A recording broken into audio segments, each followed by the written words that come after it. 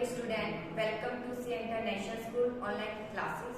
Dear plus 2 commerce class, today we will discuss about chapter second and topic circular flow of income. ठीक है, chapter second हमारा चल ही रहा था, उसका टॉपिक हम डिस्कस करेंगे circular flow of income. I hope आपने लास्ट वीडियो जरूर देखी होगी जिसमें मैंने आपको फोर्थ सेक्टर के बारे में बताया था। फिर भी एक बार रिपीट कर देती हूँ, जब तक वो नहीं समझ में आएगा तो आपको ये टॉपिक क्लियर नहीं होगा। सबसे पहले फोर्थ सेक्टर आते हैं इकोनॉमी में, हाउस होल्ड सेक्टर आते हैं, ठीक है। सेकंड आता है प्रोड्यूसर सेक्टर, थर्ड आता है गवर्नमेंट सेक्टर, फोर्थ आता है रेस्ट ऑफ दी वर्ल्ड यानी एक्सटर्नल सेक्टर आता है, ठीक है।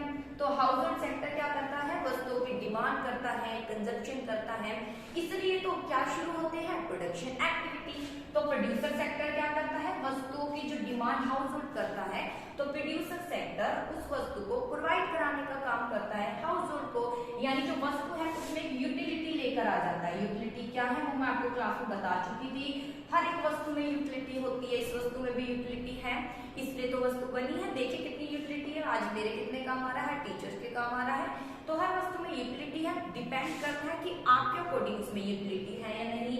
वस्तु बनी है तो यूटिलिटी है, ठीक है। मार्कर की मुझे आवश्यकता है तो यूटिलिटी है मेरी, यानी मुझे जरूरत है तो मेरी यूटिलिटी है मार्कर में, आपको जरूरत नहीं है तो आपकी नहीं है।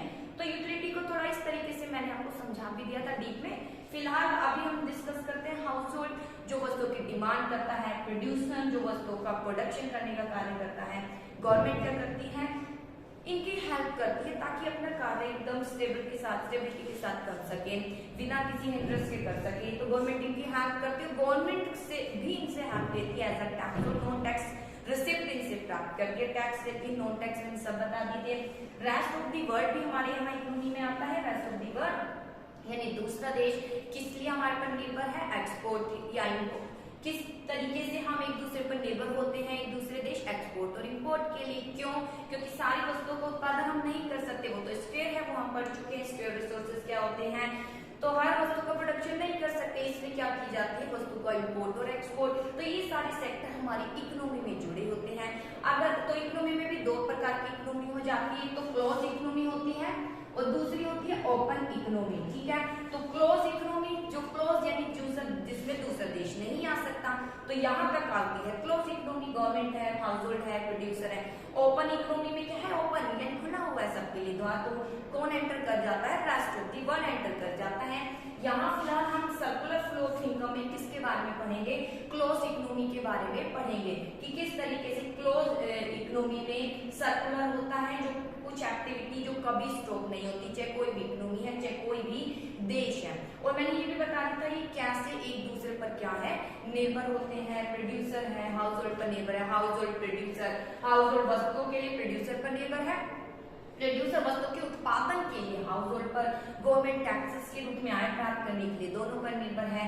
ये दोनों भी इन पर निर्भर है तक कुछ लॉ ऑर्डर डिफेंस फैसिलिटी मिल जाए, रेस्ट ऑफ दी वर्ल्ड भी हम पर निर्भर है, हम भी उस पर निर्भर है। ये सारा हम डिस्कस कर चुके थे। तो चलिए अब हम अपने इस टॉपिक को आगे बढ़ाते हैं। जो हमारा टॉपिक मैंने आज शुरू कराया है सर्कुलर फ्लो ऑफ इनकम, ठीक है।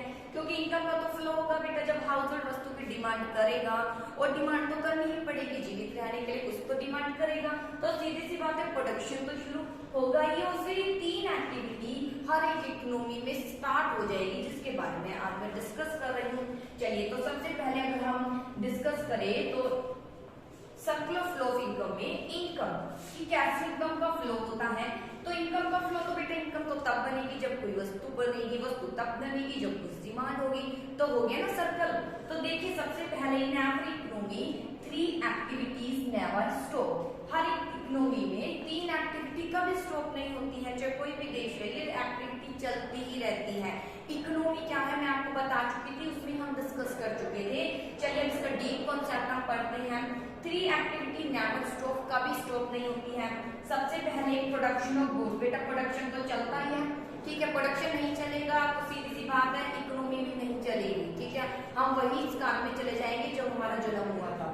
सेकंड है, ठीक है, जनरेशन ऑफ इनकम, यानी इनकम इससे क्या होगी, जनरेट होगी। सबसे पहले प्रोडक्शन ऑफ गुड्स, वस्तुओं का प्रोडक्शन होता है, ये एक्टिविटी चलती है हर एक इकोनॉमी, कोई भी देश है प्रोडक्शन चलता है, प्रोडक्शन ऑफ गुड्स। फिर जनरेशन ऑफ इनकम, बेटा जब वस्तु का प्रोडक्शन होता है तो इनकम बनेगी, वस्तु का प्रोडक्शन होगा, वस्तु के प्रोडक्शन के लिए लोगों की जरूरत होगी, हाउस होल्ड की हेल्प लेनी पड़ेगी, तो क्या होगी जनरेट, इनकम जनरेट होगी। इनकम का करते क्या हो, सारा कुछ अपने पास तो नहीं रखते, क्या करते हो, कुछ सेविंग करते हो, कुछ बैंक में जमा करा दे। तो फिलहाल हम एजम्पशन लेकर चलेंगे, आप कोई सेविंग नहीं कर रहे हैं, सब खर्च कर रहे हैं। तो फिलहाल हम पढ़ते हैं कि अगर हमारे पास इनकम आएगी, मनी आएगी, तो हम उसको क्या करेंगे, एक्सपेंडिचर करेंगे, खर्चा करेंगे। तो ये 3 सर्कल चलता ही रहता है। सबसे पहले प्रोडक्शन है, ठीक है, वस्तुओं का प्रोडक्शन होता है, प्रोडक्शन के बाद क्या चलती है, इनकम। जब वस्तु को प्रोडक्शन होता है तो इनकम जनरेट होती है, इनकम को क्या करते हैं, एक्सपेंडिचर करते हैं। और इन सब की स्टडी बेटा हम आगे भी पढ़ेंगे। ये 3 मेथड है, इसके कुछ ये फॉर्मूले आएंगे और इसकी हम स्टडी करेंगे, किस तरीके से इसका हम सोल्यूशन करेंगे, वो नेक्स्ट चैप्टर में पढ़ेंगे। यहाँ हम इसकी थ्योरेटिकल नॉलेज देंगे कि प्रोडक्शन है, सबसे पहले प्रोडक्शन ऑफ गुड्स, वस्तु का प्रोडक्शन होता है क्योंकि हाउस होल्ड डिमांड करें। तो अब हम पढ़ेंगे प्रोडक्शन क्या है। प्रोडक्शन ऑफ गुड्स मतलब यहाँ दिया गया है वैल्यू एडिशन से। प्रोडक्शन ऑफ गुड्स मतलब क्या है, वैल्यू एडिशन। वैल्यू एडिशन क्या है, मिल जैसे ये है, ठीक है, मान लीजिए गुड है 5000 की आपने खरीदी है, ठीक है, और उसको किस में कन्वर्ट कर दिया है, चेयर में कन्वर्ट कर दिया है। कन्वर्ट करके कितने में बेच रहे हो, 10,000 में बेच रहे हो। तो जो 5000 है वो 5000 क्या कहलाया जाएगा, वैल्यू एडिशन। यानी आपने कितनी वैल्यू ऐड की है, 5000। कितनी वैल्यू ऐड की है, 5000। तो यहाँ प्रोडक्शन से अभिप्राय किससे लिया गया है, value addition. Production means value addition से, क्योंकि जब वस्तु को बनाया जाता है उसमें कुछ यूटिलिटी लाई जाती है। यूटिलिटी मतलब उपयोगिता। बेटा देखिए ये चेयर है, ये बोर्ड है, इसमें यूटिलिटी है। अब देखिए हम कितना इसका उपयोग करें, मार्क करें, इसमें कितनी यूटिलिटी। अब ये जो मोबाइल है इसमें कितनी यूटिलिटी है, हमने इसमें वीडियो बना रही हूँ, आप वीडियो देख पा रहे हैं मोबाइल के थ्रू, कितनी ज्यादा यूटिलिटी है। तो प्रोडक्शन मतलब किसी कोई रॉ मटेरियल है उसको ऐसे वस्तु में कन्वर्ट करना जिसमें यूटिलिटी है, उपयोगिता है, कोई ना कोई व्यक्ति उसे क्या करेगा, यूज करेगा। तो यहाँ मेन जो आपको लाइन याद करनी है वो क्या है, वैल्यू एडिशन। प्रोडक्शन मीन्स क्या है, वैल्यू एडिशन, यानी आप जो वैल्यू एड कर रहे हो वो कहलाया जाएगा प्रोडक्शन। अब दूसरा पैरा ये आता है कि प्रोडक्शन के लिए क्या चाहिए। तो प्रोडक्शन के लिए प्रोडक्शन कौन करेगा, प्रोडक्शन के लिए हमें किसकी हेल्प चाहिए होती है, हाउस होल्ड की। किसकी हेल्प चाहिए होती है, हाउस होल्ड की हमें हेल्प चाहिए होती है प्रोडक्शन के लिए, ठीक है, क्योंकि हाउस होल्ड ही हमें प्रोवाइड करते हैं। क्या क्या प्रोवाइड करते हैं, हाउस होल्ड हमें ग्रेंटी लैंड प्रोवाइड करते हैं, हमें एंटरप्रेन्योरशिप के रूप में कार्य करते हैं। कौन ये सब फैसिलिटी प्रोवाइड करता है, हाउस होल्ड। लेबर है, ठीक है, क्या प्रोवाइड, इनके माध्यम से हम क्या करते हैं, प्रोडक्शन करते हैं। तो प्रोडक्शन ऑफ गुड्स में आप यही पढ़ेंगे, प्रोडक्शन का मतलब क्या है, वैल्यू एडिशन से लिया जाता है। और जब प्रोडक्शन करते हैं तो आप क्या करते हैं, हेल्प लेते हैं। किसकी हेल्प लेते हैं, हाउस होल्ड की हेल्प लेते हैं। क्या प्रदान करते हैं, वो सबसे पहले लैंड प्रोवाइड करते हैं फिक्स एसेट्स के रूप में, हमें लेबर एज लेबर के रूप में आते हैं, तो लेबर के रूप में वस्तु का क्या करते हैं, प्रोडक्शन कराने में हमारी हेल्प करते हैं। तो इसके बारे में आपको यहाँ बताना है प्रोडक्शन ऑफ गुड्स में। प्रोडक्शन गुड्स, वैल्यू एडिशन, जिसके अंतर्गत हाउस होल्ड आता है और प्रोड्यूसर क्या करता है, जो प्रोड्यूसर है वो हाउस होल्ड, प्रोड्यूसर क्या करता है, हेल्प लेता है किसकी, हाउस होल्ड की, ताकि प्रोडक्शन कर सके। जब हाउस होल्ड की हेल्प ली तो इसे बोलते हैं फैक्टर सर्विस ली उसने। क्या ली है, फैक्टर सर्विस ली है। जब हाउस होल्ड की हेल्प ली जाती है, क्योंकि ये फैक्टर प्रोडक्शन के ओनर माने जाते हैं प्रोडक्शन के, तो जब हाउस होल्ड से हेल्प ली है प्रोड्यूसर ने, तो क्या कहलाई जाएगी कि फैक्टर को क्या ले रहा है हाउस होल्ड से, सर्विसेज। तो बदले में क्या देगा, फ्री में तो कार्य नहीं किया जा रहा, बदले में क्या करेगा, वो कुछ इनकम देगा। तो वो क्या कहलाई जाएगी, फैक्टर पेमेंट। क्या कहलाई जाएगी, वो फैक्टर पेमेंट देगा। तो इसलिए अगला कॉन्सेप्ट शुरू हो जाता है हमारा जनरेशन ऑफ इनकम। जब वस्तु का प्रोडक्शन हो जाएगा तो इनकम शुरू हो जाएगी, क्योंकि प्रोडक्शन के लिए हाउस होल्ड की हेल्प ली जाएगी, क्योंकि हाउस होल्ड लैंड भी देगा, एंटरप्रेन्योरशिप के रूप में कार्य करेगा, लेबर के रूप में कार्य करेगा, ठीक है, इसको कैपिटल देगा, मनी देगा। तो ये सब के माध्यम से ही एक प्रोडक्शन शुरू हो पाया जाएगा, एक बिजनेस शुरू हो पाएगा। और जब प्रोड्यूसर हेल्प देगा हाउस होल्ड की, तो उसे बदले में क्या देनी पड़ेगी, कुछ पेमेंट देनी पड़ेगी। तो वो क्या कहलाई जाती है, फैक्टर पेमेंट। क्या कहलाई जाती है, फैक्टर पेमेंट। तो यहीं से शुरू हो जाता है जनरेशन ऑफ इनकम, ठीक है। तो जनरेशन ऑफ इनकम में हम क्या पढ़ेंगे, जनरेशन ऑफ इनकम में बस आपको यही बताना है कि हाउस होल्ड, ये आई होप ये टॉपिक क्लियर हो गया होगा। इसमें वैल्यू एडिशन के बारे में बताना है और प्रोड्यूसर वस्तु के प्रोडक्शन के लिए किसकी हेल्प देता है, हाउस होल्ड की हेल्प देता है, इसके बारे में बताना है। अब second topic generation of income में आप क्या बताओगे? पहले आपने बताया प्रोड्यूसर ने हेल्प ली, किसकी? हाउस होल्ड की क्या ली? हेल्प ली है, ठीक है, हाउस होल्ड की हेल्प ली। अब प्रोड्यूसर ने जब हेल्प ली तो बदले में तो कुछ देगा, यानी प्रोड्यूसर ने क्या ली थी? फैक्टर सर्विस ली थी। क्या ली थी? फैक्टर सर्विस हाउस होल्ड से। अब इसको क्या करेगा? फैक्टर पेमेंट देगा। क्या देगा? Factor payment. किसको? हाउस होल्ड को। पेमेंट दी उसकी क्या कहलाई जाएगी? इनकम। इनकम किस किस के रूप में? इसमें लैंड दी थी तो लैंड के रूप में क्या देना पड़ेगा?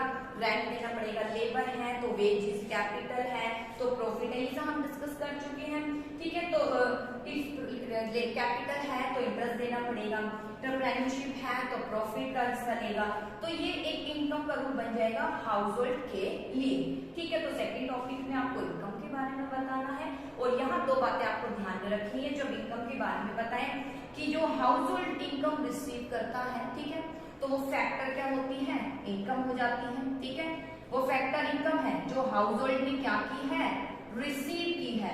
और जो पेमेंट किसने की है?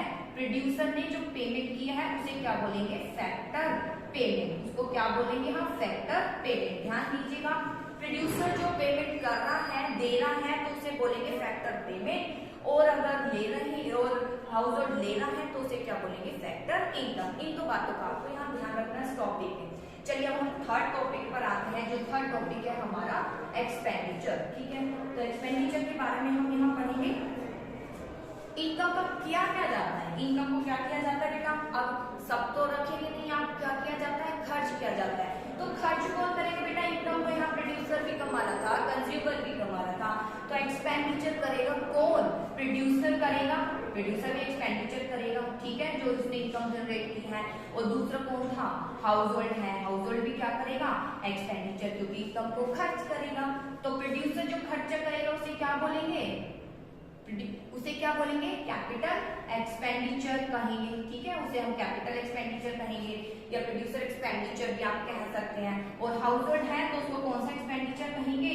Consumption expenditure. इसके बारे में हम डिस्कस कर चुके हैं, स्टार्टिंग में ही था। कंजप्शन एक्सपेंडिचर कौन है? जो हाउस होल्ड कर रहा है, जो वस्तु को कंज्यूम किया जा रहा है, ये रीसेल इसके लिए नहीं किया जा रहा, तो वो या प्रोसेस प्रोडक्शन में कुछ यूज नहीं हो रहा तो वो कंजप्शन, ठीक है। हाउस होल्ड कर रहा है तो वो कंजप्शन एक्सपेंडिचर। प्रोड्यूसर है तो कैपिटल एक्सपेंडिचर कर रहा है। तो यहाँ इसके बारे में आपको लिखना है कि एक्सपेंडिचर दो व्यक्ति करेंगे, दो, ठीक है, दो सेक्टर, प्रोड्यूसर सेक्टर और हाउस होल्ड सेक्टर। यहाँ बेटा आपको बस इसी के बारे में बताना है। और ये जो एक्टिविटी है इकोनॉमी में कभी खत्म नहीं होती बेटा। प्रोडक्शन, हाँ प्रोडक्शन किया तो क्या जनरेट हुई? इनकम जनरेट हुई। इनकम को क्या करते हो भाई? खर्च ही तो करोगे। खर्च करोगे तो इट मींस आप क्या कर रहे हो? डिमांड। डिमांड भी मैंने बता दी थी। डिमांड मतलब कि कोई वस्तु आप इसकी इच्छा नहीं कर रहे, आप इसको ले रहे हैं मनी को देकर। तो जब डिमांड करेंगे तो सीधी सी बात है क्या शुरू हो जाएगा? दोबारा प्रोडक्शन। इसलिए ये एक्टिविटी, ये सर्कल चलता रहता है, इसका कोई एंड नहीं है। तो ये थे बेटा हमारे 3 फेज। आई होप आपको समझ आए होंगे। इसी के साथ मैं आपको इसकी एजेंशन बता देती हूँ। इसकी एजेंशन क्या है बेटा? सबसे पहले इसकी एजेंशन कि यहाँ पर ये कौन सी इकोनॉमी है? क्लोज इकोनॉमी है। कौन सी इकोनॉमी की बात कर रहे हैं हम? क्लोज इकोनॉमी की बात कर रहे हैं। फर्स्ट एजेंशन है, कोई रेस्ट ऑफ दी वर्ल्ड शामिल नहीं है। और केवल दो ही सेक्टर की बात की गई है यहाँ पर, प्रोड्यूसर सेक्टर की बात की गई है और दूसरा कौन सा सेक्टर है? हाउस होल्ड सेक्टर की यहाँ पर बात की गई है। ये इसकी एजेंशन है। एक और मेन एजेंशन यहाँ पर जो आपने देखा ना एक्सपेंडिचर, तो एक्सपेंडिचर पूरा ही, यानी जो इनकम आई थी तो इनकम को हम पूरा ही क्या कर रहे हैं? एक्सपेंड कर रहे हैं, खर्च कर रहे हैं। कोई सेविंग नहीं है, कोई सेविंग नहीं है। एग्जम्पशन मतलब किन बातों को ध्यान में रखकर मैं आपको ये मीनिंग बता रही हूँ। सर्कुलर फ्लो ऑफ इनकम क्या है? प्रोड्यूसर है, हाउस होल्ड है, खर्चा कर रहे हैं लेकिन कोई सेविंग वो नहीं कर रहे। और क्लोज इकोनॉमी है, दो सेक्टर है, प्रोड्यूसर है और दूसरा कौन सा सेक्टर है? हाउस होल्ड सेक्टर है। ये बेटा इसकी एजेंशन है।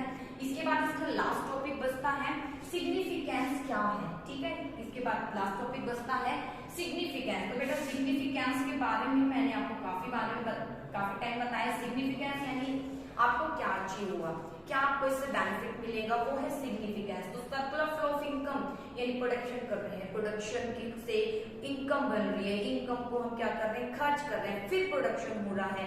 तो ये क्या सिग्निफिकेंस मिला, तो दो सिग्निफिकेंस हमको मिले, दो महत्वपूर्ण बातों का पता चला, दो अचीवमेंट मिली। सबसे पहले हमें नेशनल इनकम के बारे में पता चल जाता है, ठीक है।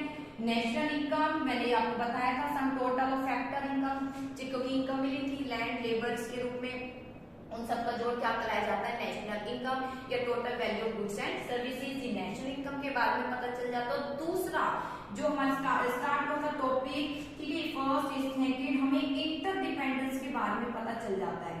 किसके बारे में पता चल जाता है, इंटरडिपेंडेंस की, कैसे सेक्टर, ठीक है, सेक्टर यानी हाउस होल्ड सेक्टर है, प्रोड्यूसर सेक्टर है, गवर्नमेंट सेक्टर है या रेस्ट ऑफ दी वर्ल्ड, कैसे ये सारे एक दूसरे पर निर्भर है, कैसे मनी का फ्लो होता है और कैसे रियल फ्लो होता है हमारी इकोनॉमी में, इसके बारे में पता चला। किसके माध्यम से, सर्कुलर फ्लो ऑफ इनकम के माध्यम से। विभिन्न सेक्टर के बारे में पता चला, कैसे सेक्टर एक दूसरे पर निर्भर है, तो इसके बारे में हमें किसने बताया, सर्कुलर फ्लो ऑफ इनकम में, और चैप्टर सेकंड में हमने इसकी स्टडी करी। तो बेटा इसी के साथ हमारा चैप्टर सेकंड कंप्लीट होता है। आई होप आप चैप्टर सेकंड को स्टार्टिंग से जरूर पढ़ोगे। स्टार्टिंग मैंने बताया था, इन्वेस्टमेंट के बारे में बताया था, कंजप्शन गुड्स है, कैपिटल गुड्स है, सभी के बारे में आपको बताया है, इंटरमीडिएट गुड्स है, फाइनल गुड्स है। आई होप आप इसको बहुत अच्छे से पढ़ेंगे। Okay, thank you.